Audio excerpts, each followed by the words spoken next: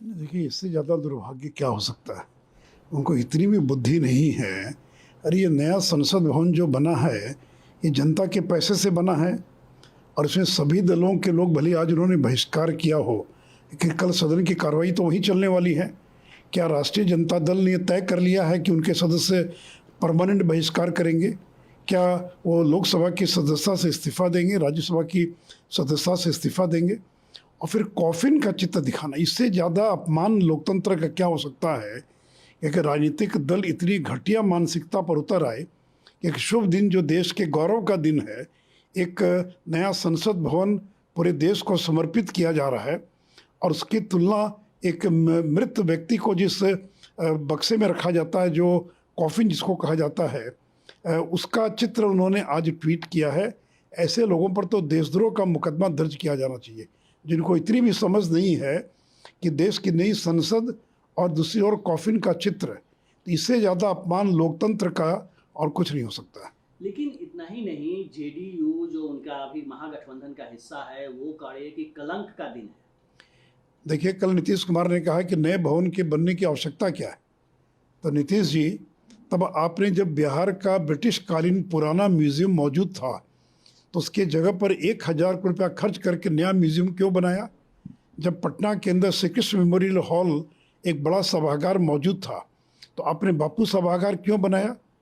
तो नीतीश जी जैसा व्यक्ति इस तरह का गैर जिम्मेवाराना बयान दे, आपको नहीं आना है, बहिष्कार करना एक बात है, कि यह कहना कि इसकी आवश्यकता क्या है। 2026 के बाद जब नया परिसीमन होगा तो सदस्यों की संख्या बढ़ सकती है, वो कहाँ बैठेंगे? आज भी जब सेंट्रल हॉल में राष्ट्रपति का अभिभाषण होता है तो अलग से कुर्सियां लगानी पड़ती है लोगों को बैठने के लिए। तो अगर नया भवन बना है और पुराना भवन 90 साल पुराना हो गया, तो उसका क्यों विरोध हो रहा है? और देखिए, इन लोगों ने कदम कदम पर विरोध किया, कोई ऐसा कदम नहीं है, सुप्रीम कोर्ट तक लोग गए, वहाँ भी इनकी याचिका खारिज हो गई। जब सिंह जो एम्ब्लेम था, नेशनल एम्ब्लेम, वो जब लगाया गया, उस समय इन्होंने विरोध किया, शिलान्यास का विरोध किया। तो केवल इनको घृणा है, द्वेष है नरेंद्र मोदी से। लेकिन ये कलंक का दिन कह रहे हैं, क्या आप मानते हैं ऐसा?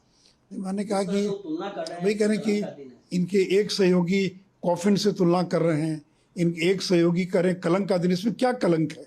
मुझे बताएं ना, समझाएं ना, इसमें क्या कलंक है?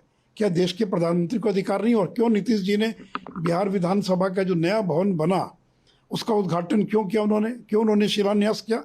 और बता दें नीतीश कुमार की 17 साल में बिहार में एक भी भवन का उद्घाटन और शिलान्यास अगर उन्होंने राज्यपाल से कराया हो, आपको मौका मिला तो आपने खुद किया। और आज देश का प्रधानमंत्री, जिसको दूसरी बार देश की जनता ने जनादेश दिया है, वो जब उसका उद्घाटन कर रहे हैं तो आपको इतनी जलन हो रही, इतनी ईर्ष्या हो रही है। ये सुप्रिया सुले हैं, एनसीपी की सांसद हैं, वो कह रही है कि नया पार्लियामेंट बिल्डिंग का बिना ऑपोजिशन के उद्घाटन एक तरह से इनकम्प्लीट इवेंट है और इसका मतलब यह है कि कोई लोकतंत्र नहीं है देश में। आपने ना बहिष्कार किया, हमने तो आपको आमंत्रित किया, स्पीकर ने तो सबों को कार्ड भेजा, तो आपको आना चाहिए था, कोई उद्घाटन करे। लेकिन आपको तो विरोध करना है कि इसका श्रेय नरेंद्र मोदी को न मिल जाए, बीजेपी को न मिल जाए। अरे भाई, श्रेय तो मिलेगा ही उनको, नरेंद्र मोदी को।